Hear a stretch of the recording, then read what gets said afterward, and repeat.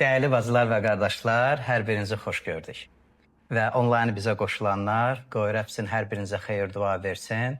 Və növbəti 30 dəqiqə ərzində sizin ilə Allahın kəlamı haqqında bölüşmək istəyirəm və Allah barəsində danışanda və Allahın kəlamı barəsində danışanda əlbəttə müqəddəs kitaba müraciət etməyimiz vacibdir. Çünki müqəddəs kitab vasitəsilə biz Allah barəsində öyrənə bilərik və müqəddəs kitab Allah barədə bizə dolğun və yetəri məlumat verir. Biz müqəddəs kitaba müraciət edərək Allahı tanımağa başlayırıq. Allahın bizə olan münasibətini, Allahın xəsiyyətini, Allahın iradəsini, Allahın bizə olan məhəbbəti barəsində müqəddəs kitab bizə aydın və dolğun məlumat verir və biz müqəddəs kitaba müraciət edəndə Allahı tanıya bilərik. Başqa bir sözlə desəm, müqəddəs kitab Allah haqqında biliyi əlçatan edir.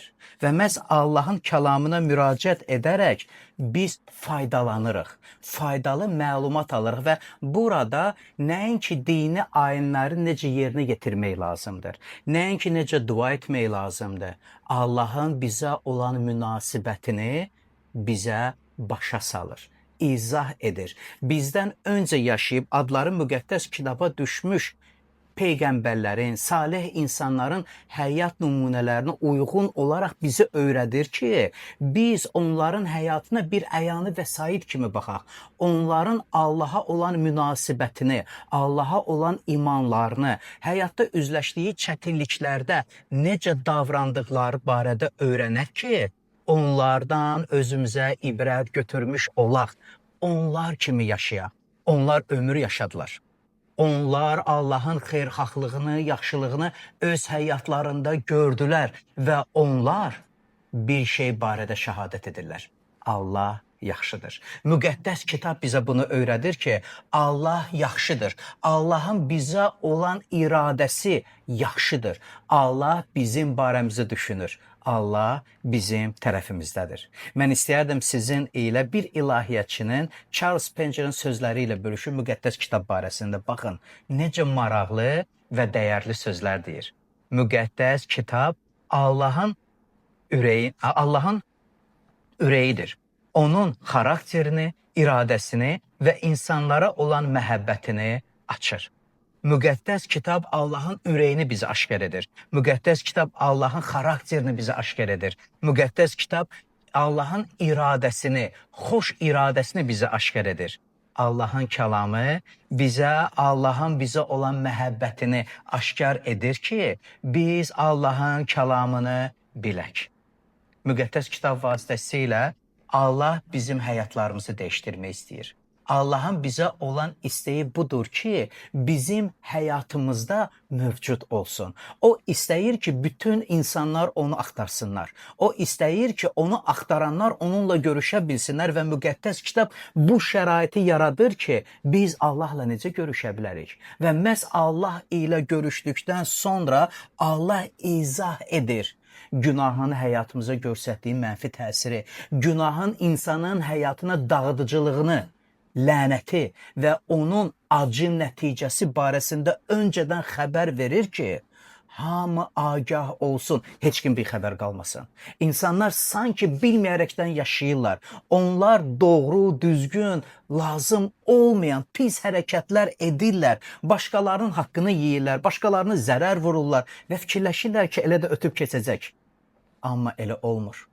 Müqəddəs kitab bunu bizə öyrədir ki, insan əkdiyini biçir və ona görə müqəddəs kitab bizi öyrədir ki, biz doğru, düzgün işlər görək ki, o doğru işlərimizin nəticəsində yaşamağı bacaraq. Allah bununla bizə təminat verir. Allah bizə qabaqcadan hər şey izah edir, öyrədir ki, biz doğru yolla gedən insanlar olaq. Həyatımızı Allahın sözü üzərində doğru quraq ki, o həyatdan kam almağı bacaraq. Gördüyümüz işlərin bəhrələri həm bizim ürəyimizə bir xoş, sevinç, rahatlıq, dinclik getirsin və bizim ailələrimizə bərəkət getirsin. Əzizlərim, müqəddəs kitab bizə öyrədir. Müqəddəs kitab vasitəsilə Allah bizə hikmət verir. Oxuyun müqəddəs kitabı. Dəfələrlə mən bunu sizdən xatırlayaraq yadınıza salmaq istəyirəm. müqəddəs kitabı gündəlik oxuyun. Ancaq boş vaxtınız olanda müraciət etməyin. Ancaq hansısa bir çətinliyə düşəndə və Allahdan hansısa bir məsləhət istəyəndə müqəddəs kitabı açıb oxumayın. Qoy sizin gündəlik oxuduğunuz kitab olsun. Bilirsiniz, əgər biz gündəlik yeməyi yeməsə bir müddətdən sonra zəifləyəcəyik. Çünki bizim bədənimizə qida lazımdır, su lazımdır. Bizim ruhumuza Allahın kəlamı lazımdır. Allahın kəlamı vasitəsilə həyatda üzləşdiyimiz çətinliklərə taqət gələ bilərik. Həyatda üzləşdiyimiz xoşa gəlməz hadisələrdə necə rəftar etdiyimizi, necə davrandığımızı müqəddəs kitab vasitəsilə öyrədirik. Çünki müqəddəs kitab hikmət verir. Müqəddəs kitab bizə yön verir ki, biz doğru qərarlar verməyə bacaraq. Əzizlərim, müqəddəs kitabı oxuyun. Müqəddəs kitabı öyrənin və müqəddəs kitabda yazılanları öz həyatınızda möhkəm saxlayın. Çünki yenə də xatırlamaq istəyirəm sizə, müqəddəs kitab bizə günahın həyatımızda göstərdiyi mənfi təsirdən göstərir. Və müqəddəs kitabı oxuyan hər bir kəs üzünü Rəbbə tərəf tutaraq günahlarını etiraf edir, günahlarından əl çəkir, artıq pislik etmək istəmir. Niyə? Çünki Allahın sözü ona hikmət verdi. Allahdan aldığı hikmətə görə artıq pis işlərdə iştirak etmək istəmir. Əksinə, yaxşı, faydalı, insanların həyatına yaxşılıq getirən işləri görmək istəyir və bundan özü də ətrafında olan insanlar da faydalanır. Müqəddəs kitabı oxuduqca bizim ruhumuz güclənir. Və nə qədər buna ehtiyacımız var ki, daxili insanda mənəvi cəhətdən biz güclü insanlar olaq. İnsanlar indi çox həssaslar.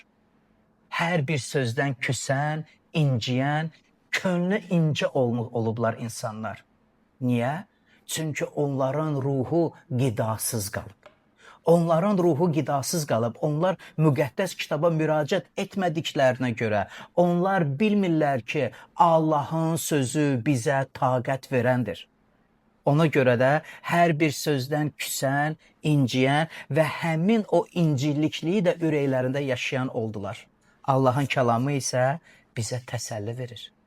Üzləşdiyimiz xoşa gəlməz və gözləmədiyimiz vəziyyətlərdə Allahın kəlamı təskinlik verir, ürəyə rahatlıq verir. Allahın kəlamı ümid verir. Ümid verir ki, yaxşı olacaq. Yaxşı olması üçün isə Allaha sığınmaq, ona güvənmək və ona etibar etmək vacibdir. Allah müqəddəs kitab vasitəsilə öz vədlərini xatırlayır və müqəddəs kitabda Allahın vədləri ilə biz rastlaşırıq.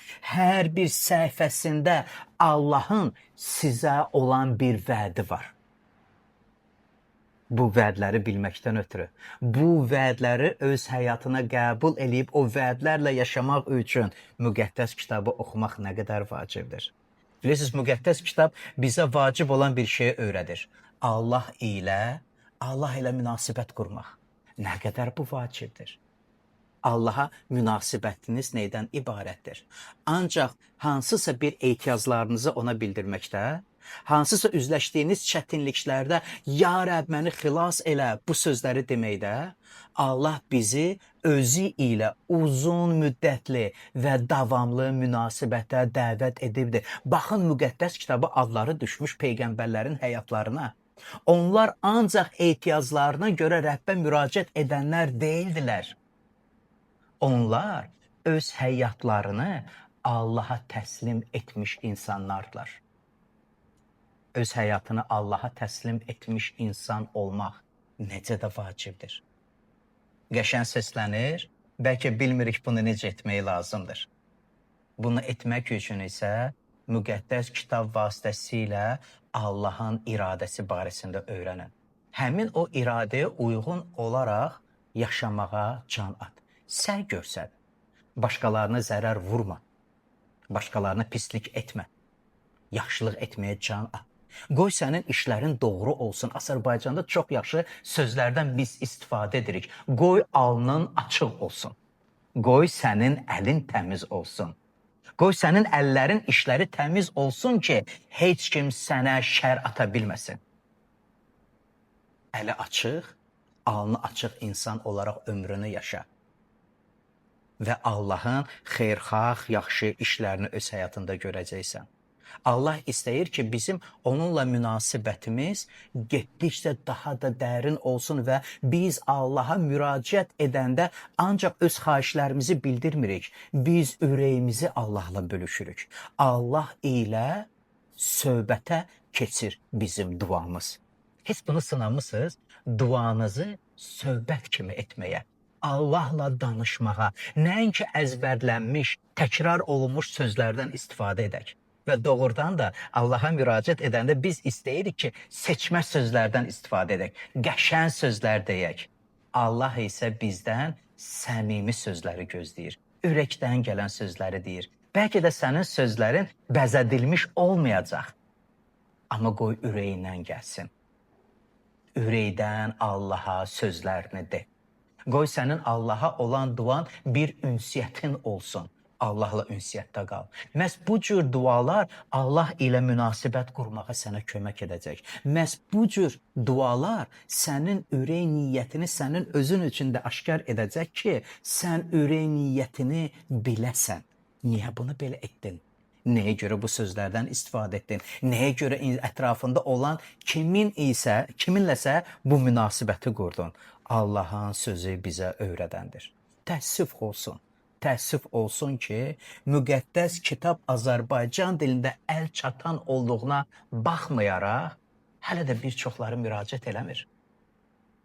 Mən bilirəm ki, bir çoxlarının evində müqəddəs kitab var. Amma mən sizə olan tövsiyəm bundan ibarətdir. Açın və oxuyun. Açın və öyrənin. Sizdən öncə yaşayanların Allaha olan imanları barəsində öyrənin. Onların adları müqəddəs kitabda var və bir çoxları barəsində biz eşitmişik, bilirik və onların imanı, Allaha olan münasibəti barəsində də bilirik və buna görə də onlara rəğbət bəsləyirik. Rəğbət bəslədiyin şəxslər barəsində öyrənmək yaxşı olmazmı? Yaxşı olmazmı Nuhun imanı barəsində və Allaha olan itayəti barəsində öyrənəsiniz? İbrahimin Allaha olan etibarı və Allaha olan inanılmaz məhəbbəti barəsində öyrənəsiniz? Adları çəksəm, o siyahıda böyük bir siyahı var. Amma onların adlarını siz özünüz müqəddəs kitabda oxuya bilərsiniz. Mən isə istəyərdim sizin ilə bu günləri Romalılar məktubuna müraciət edin və ümumiyyətlə Romalılar məktubunu baxanda ən güclü və ümid verici hissələrdən biridir. Və sizinlə 8-ci fəsilə müraciət eləmək istəyirəm. 28-ci, 32-ci ayələrə biz müraciət eləyəcəyik və oradan oxuyacağıq. Baxın 28-ci ayədə necə maraqlı söz var. Biz bilirik ki, hər şey birlikdə Allahı sevənlərin, onun məqsədinə görə çağıranların xeyrinə işləyir. Çox maraqlı bir müraciətdir. Biz bilirik yazılıb. Yazılmayıb ki, biz ümid edirik. Biz ümid edirik ki, hər şey yaxşı olacaq. Burada istifadə edilən söz biz bilirik. Haradan bunu bilirik? Haradan bu bilik bizdə? Əlbəttə ki, müqəddəs kitabdan.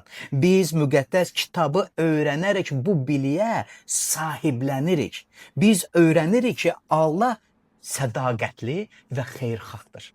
Və onun sədaqəti və xeyirxahlığını biz adları müqəddəs kitaba düşmüş Davudun həyatında görürük. Allah nə qədər ona səxavətli və xeyirxah oldu. Allah nə qədər ona dəstək oldu. Onu bərəkətləndirdi. Üzləşdiyi çətinliklərdə Davud ona sığındı.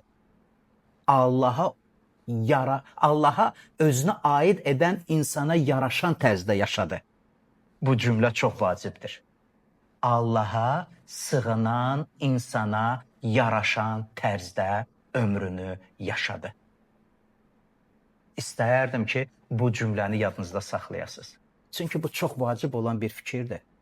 Bir çoxları özlərini Allaha aid edirlər, Allaha aid olduqları ilə fəxr edirlər, amma bəzən elə hərəkət edirlər, sanki heç Allaha tanımayıblar da. Sanki onun qanunlarından bixəbərdilər. Əzizlərim, siz elə olmayın. Siz elə olmayın.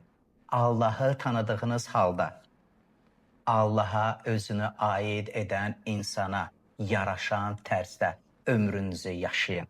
Bu sizin üçün faydalıdır. Və siz müqəddəs kitab vasitəsilə öyrənib bilirsiniz. Allah yaxşıdır. O həmişə yaxşıdır. Hətta siz onu başa düşməyəndə, üzləşdiyiniz çətinliklərdə Allah nə etmək istəyir, bunu da başa düşməyəndə bir şey özünüzdə əminlik ilə qeyd edin. Allah yaxşıdır. Və onun sizin üçün xoş və yaxşı iradəsi var. Növbəti sözlərə diqqət yetirsəniz, burada yazılıb ki, hər şey birlikdə. Necə maraqlı bir sözdür. Hər şey birlikdə. Və doğrudan da həyatda üzləşdiyimiz bəzən xoşa gəlməz hadisələr var. Bəzən heç gözləmirik də, amma hansısa bir çətinlik ilə, hansısa ürək sıxıcı bir vəziyyətlə rastlaşırıq. Neysə planlaşdırırıq, arzulayırıq, nail olmaq istəyirik, can atırıq ki, ona nail olaq, amma sanki barmaqlarımızın arasından axır gedir. İstəmədiyimizlə üzləşəndə narahat oluruq. Və narahat olduğumuza görə o biraz incidir və narahat edir ki, yəni niyə belə olur? Və biz görürük. Müqəddəs kitabda biz bunu görürük. Bu nümunələr müqəddəs kitabda saysız, hesabsızdır. İnsanlar xoşa gəlməyən vəziyyətlə üzləşəndə onlar deyingən, şikayət edən, narazılığını görsədən olmadılar. Niyə olmadılar? Niyə onlar deyinmədilər və şikayət etmədilər? Nəyə görə həyatında təqiblər ilə üzləşən Davud o şikayət etmirdi? O öz dualarını Allaha yönəldib, sən mənim qalamsan, sığınacağımsan. Necə də güclü sözlər deyir. Həyatda xoşa gəlməz bir vəziyyətlə üzləşəndə təqibə məruz qaldığına görə o Allaha deyinən və öz şikayətini bildirən olmadı. Əksinə, Ya Rəbb mənə nəsib et, sənə ibadət edim. Öz ibadətlərini Allaha ucaldırdı, Allaha nəğmələr qoşurdu. Zəbur kitabını oxuyuruq. Zəbur kitabı Davud Peyğəmbərin Allaha bəslədiyi, Allah naminə yazdığı şeirlərdir. Hansıları musiqilər ilə Allaha həmd olaraq oxunur. Bu günə qədər oxunur. Həyatda üzləşdiyin çətinliklərdə, xoşa gəlməyən vəziyyətlərdə nə edirsən? Öyrən. Öyrən adları müqəddəs kitaba düşmüş iman qəhrəmanlarında. Hətta vəziyyəti başa düşməyəndə Allaha sığın. Ona etibar etməyə davam et. Çünki Allah yaxşıdır. O hər zaman yaxşıdır və onun gördüyü işlər də yaxşıdır. Və bilirsiniz, bu barədə danışanda əlbəttə ki, Yusifin nümunəsi göz qarşısındadır. Yusifin nümunəsi qaçılmazdır. Qardaşları tərəfindən xəyanət edilmiş, qardaşları tərəfindən xəyanət edilmiş, pula satılmış bir insan idi. Həyatında müxtəlif çətinliklərlə üzləşdi. Xoşa gəlməz vəziyyətlərlə üzləşdi. Həyatda müəyyən bir çətinliklərdən keçdi. 13 il davam edən çətinliklər. Həyatı düzəldi. Həyatı dəyişildi.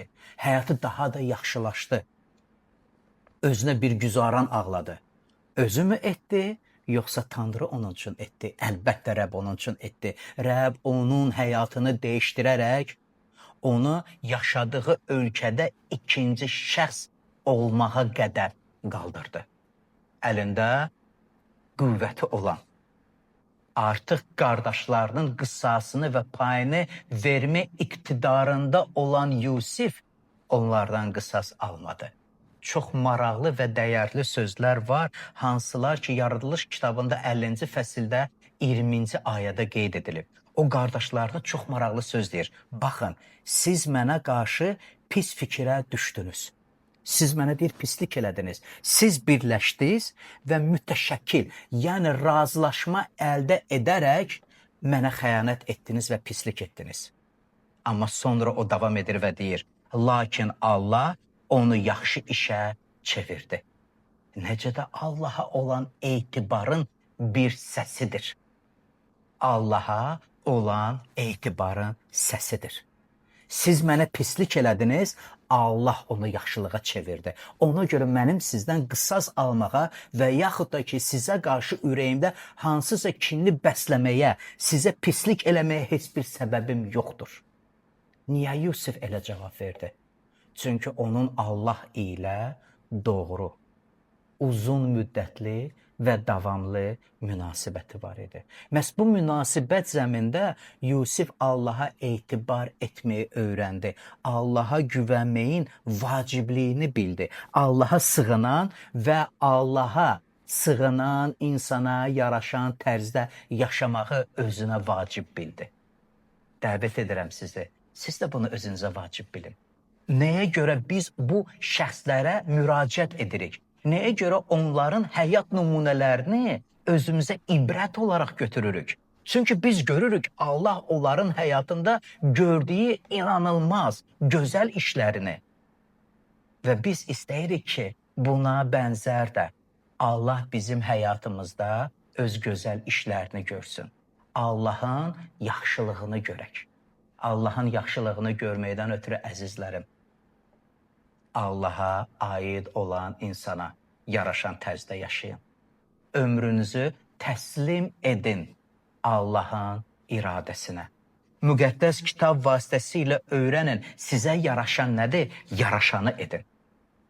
Allaha aid olan insanla uyğun olaraq davranın. Gəlin davam edək ayəni. Allahı sevənlərə yazılıb. Necə maraqlı sözlərdir. Yazılmayıb ki, Allah sevdiyi şəxslərə. Yazılıb ki, Allahı sevənlərə aid edilir bu sözlər. Və kimindir? Allahı sevən insanlara. Kimdir Allahı sevən insan? Və Allaha olan məhəbbəti biz necə biruzə verib deyə bilərik?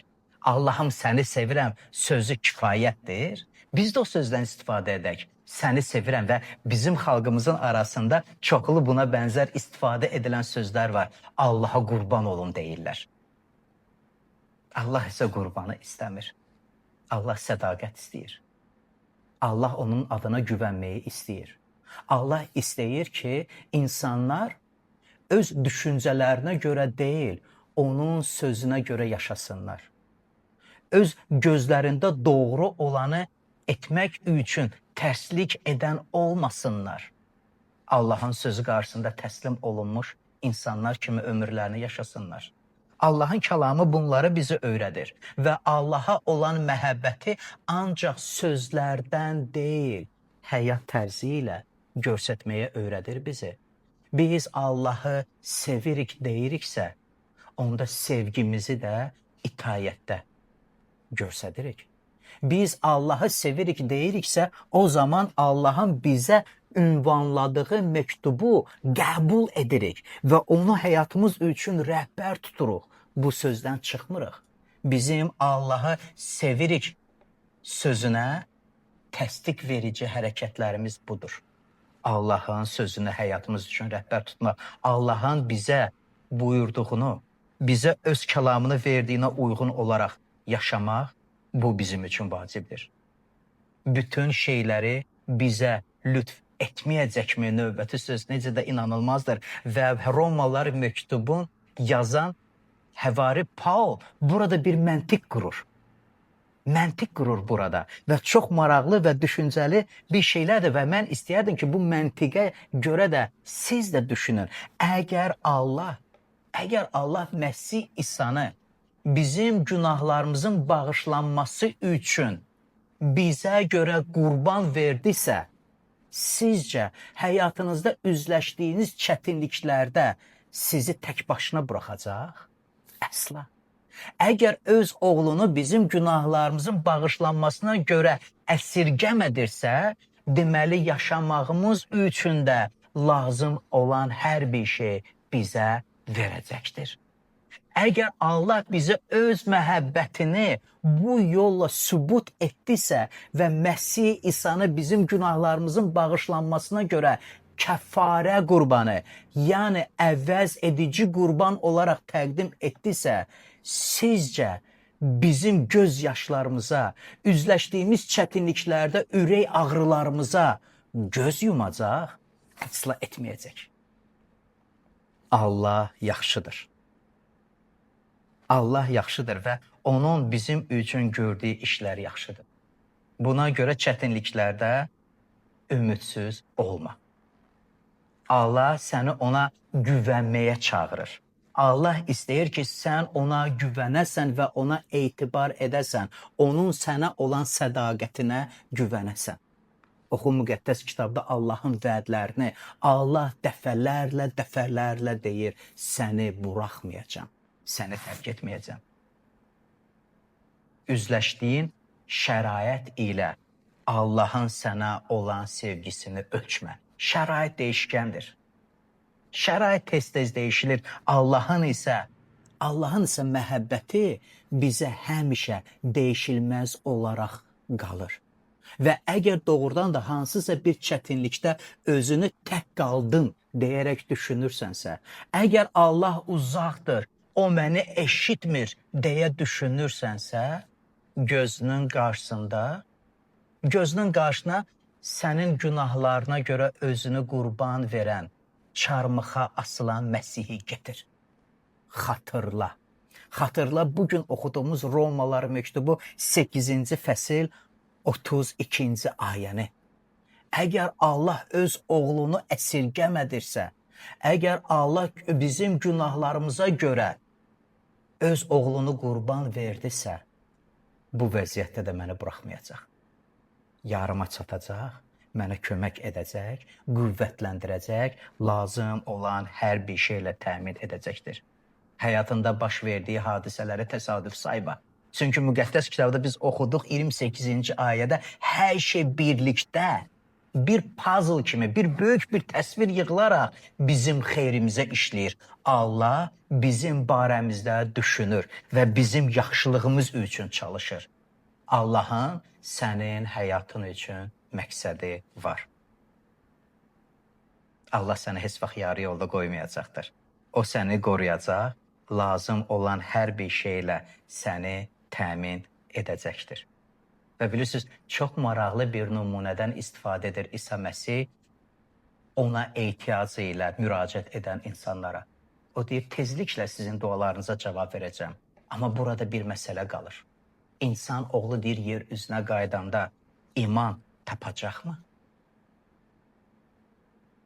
İnsan oğlu yer üzünə qaydanda iman tapacaqmı? İnsanların ona olan münasibəti barəsində İsa öyrədir.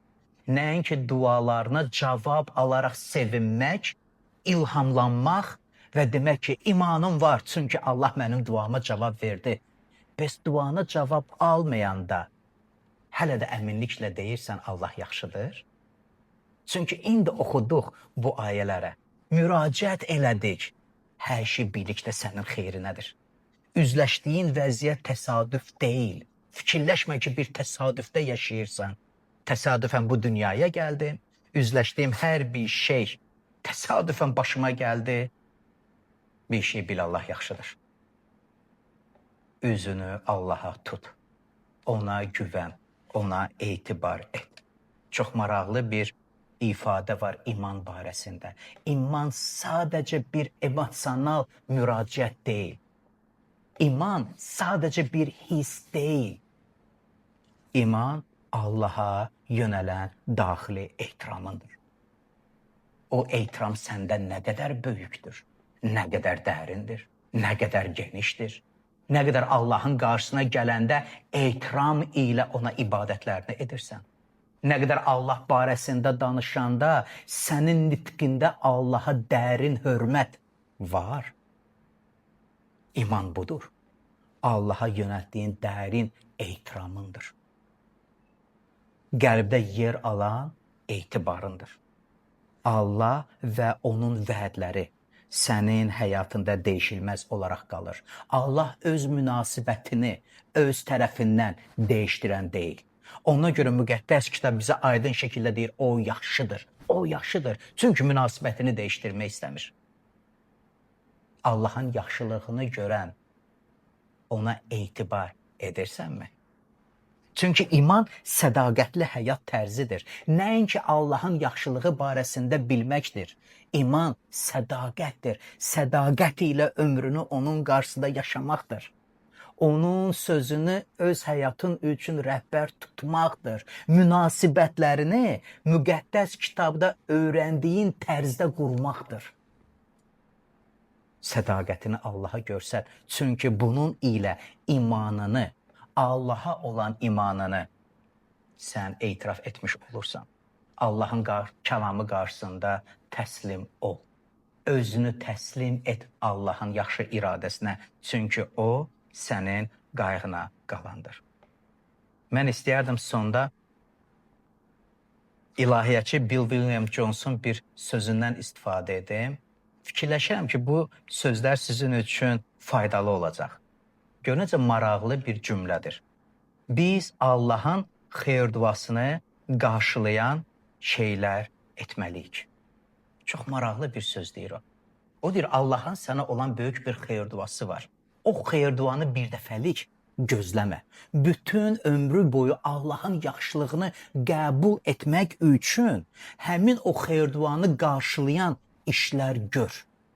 Elə et ki, sənin həyatında Allahın yaxşılığı görsənsin. Bilirsiniz bunu nəyə bənzədirəm? Əkilən toxuma. Heç kim möhkəm torpaq üzərinə öz toxumlarını səpməz. Heç kim asfalt çəkilmiş örtükdə toxumları səpməz. Səpilən toxum münbit bir torpağa səpilir ki, orada bəhrəsini də versin. Allahın kəlamı istəyir ki, sizin həyatınız bəhrəli olsun. Allah istəyir ki, sizin həyatınız bəhrəli olsun. Ona görə müqəddəs kitab bu bəhrələr barəsində danışır. O bəhrələri öz həyatında görməkdən ötürü Allahın xeyir-duasını qarşılayan yaxşı işlər gör. Özünü Allahın kəlamına təslim et. Münasibətlərini düzgün qur ailədə, dostlarının arasında, iş yerində, olduğun hər bir yerdə fərqi yoxdur haradasan. Amma münasibətini düzgün qur.